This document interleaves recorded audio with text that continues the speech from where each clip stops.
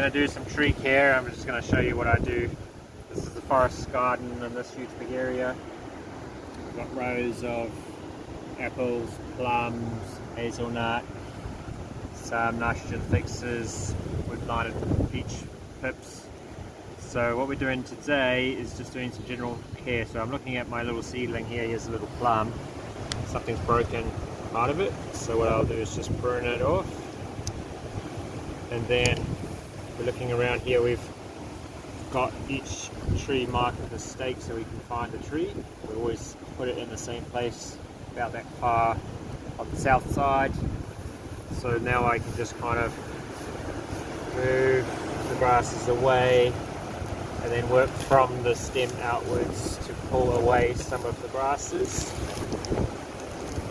Basically just reduce the grass weed competition to the tree. Very quick and easy to do. A little bit of mulch. It's going to come very soon. I always look to the north side, and if there's very tall grass, then I use that as a mulch as well. Just let the light onto the little tree seedling. And then what we're doing is planting pieces of comfrey, one or maybe sometimes two around each tree. I just use this trusty planting tool, make a hole, try and put it up the right way round, smaller ends normally at the bottom, push it into the hole, firm it in. That's comfrey planted. And then we're also planting some of these wild onions that I harvested along the ocean seaside in Riverton. So this is a perennial, like ramps that you get in America, a wild onion. What's interesting is that it's got a triangular stem. That's how you know. Besides that, and it's got the smell, because there is a similar plant with a white flower called snowdrops that's actually poisonous, but it's not triangular. So I'm just going to take those leaves off and mulch with that, and that's what I'm planting on the other side of the tree. Again, just make a simple hole and make sure the bulb's nicely inside. Push it tight around it. And then all that mulch that I pulled off initially, I've just put back. Make a bit of a nest around plants, and that again just slows down the grass competition. We don't care so much if there's some grass, but we just want to reduce it and allow this to get some height. Once it's got some height, then it only needs to be stomped down with feet. And that's kind of what we do with the tree care. The other thing I can do on this plum is just have a look at where it's shooting. So here there's a little shoot, and I can decide where do I want the stem to go before I want it branching. So I don't really want it branching this low, so I can just knock off those ones and then maybe leave that, or could take that one off as well, and then it's just going to branch out from here. The tree is going to basically come from this point upwards, so it's what's that, 40 centimeters from the ground. That's where we want the trunk to then go into a bar shape or whatever. Yep, that's our tree care. And you got a little helper today. Who is this? Oh, Lady Lamb. Lady Lamb's coming along. She loves coming and following us around, and there's 3 other bottle feed lambs up there that we've got to full feed all the time. They're coming.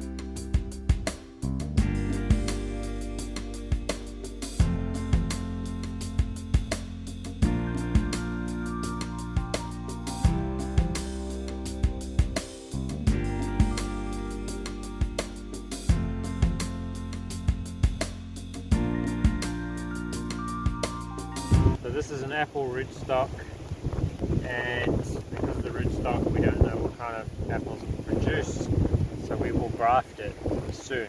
So what I'm going to do now is just prune it ready for grafting. So I'm going to go to this mess to a way more simplified tree so that we have one central leader. So those will all harden off now in the next few weeks, and then I'll probably graft another piece about that size, same diameter, and cut there, graft onto that, and away it will go. That